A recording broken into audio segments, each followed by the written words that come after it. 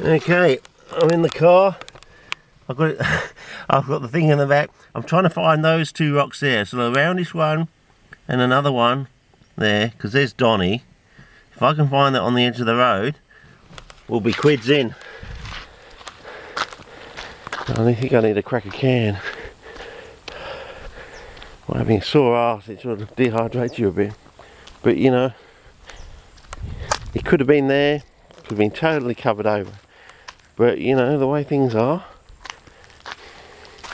if that doesn't work, then we've got to look for these posts. See these wooden posts here? They're not the same as the one that's in the video. The ones in the video is a bit like that curvature. If I can find the curvature, might be able to match it up here. But as I said, my idea is if these were coming down and being spread down that way, because I said they used to grow more down that way, you know, I'm talking 36 years ago now. You know, I first came 78, 79, all the way through the early 80s. You know, I was in high school and in uni, and we come up here 2 or 3 times. You know, we do the annual cruise where we go to all the sites, and little do we know that donut place, that hill I've taken you to, as little as half a kilometre away, we actually had living rosetted prey foliage. You know, it was like an open secret where they grew, and yet I was having donuts and coffees and that, you know, half a kilometre away from prey foliage. And it wasn't until Chedo Chedick put me on, he got wind of the location, and I said it was so harum scarum. My mum took me out there, and she wouldn't even let me get out of the car. That's the state of the wilderness back then.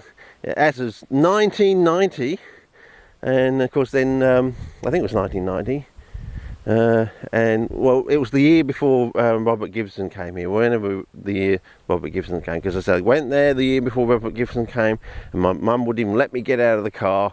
And then the following season, when Robert Gibson came, we went back again, and because there was 2 of us then, you see.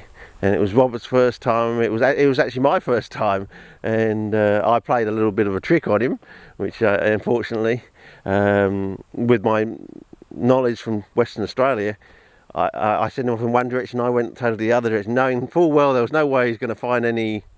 There was no chance he would find them that way, just from my experience from Western Australia, which is a bit of a cruel joke, I suppose.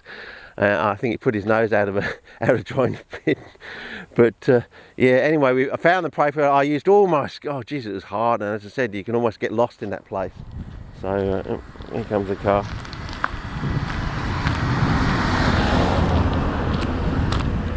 And as I said, I was really pushing myself to find them even then. You know, I'd been given a location, you know, like they're here sort of thing. That's basically what the location data was. You know, it's like saying they're at Mount Bold sort of thing.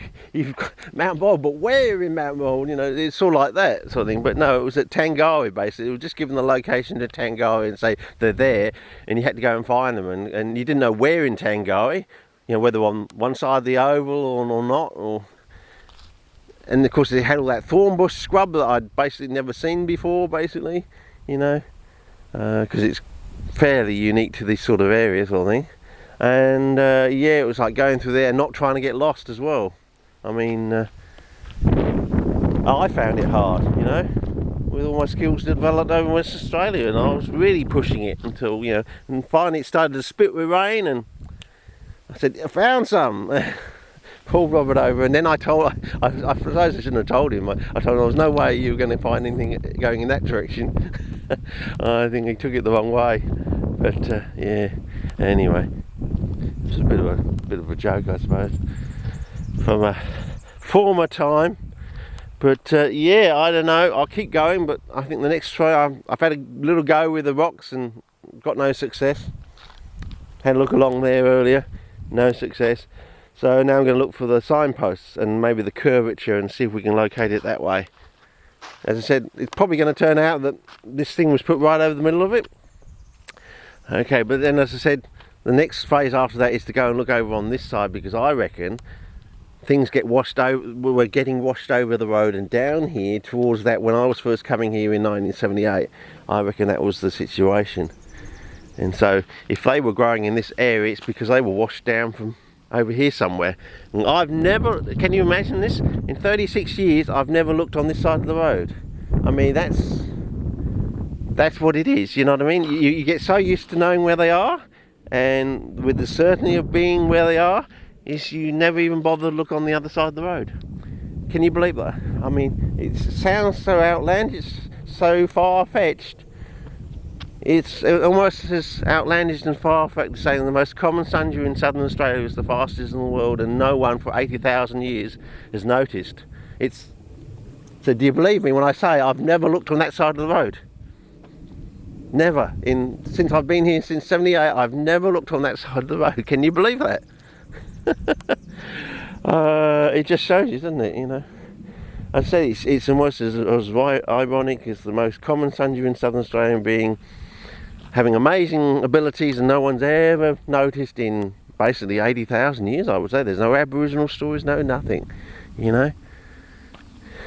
And it just takes some kid on his hands and knees, you know. It's the first new one he's never seen before on his first trip to Canton Swamp.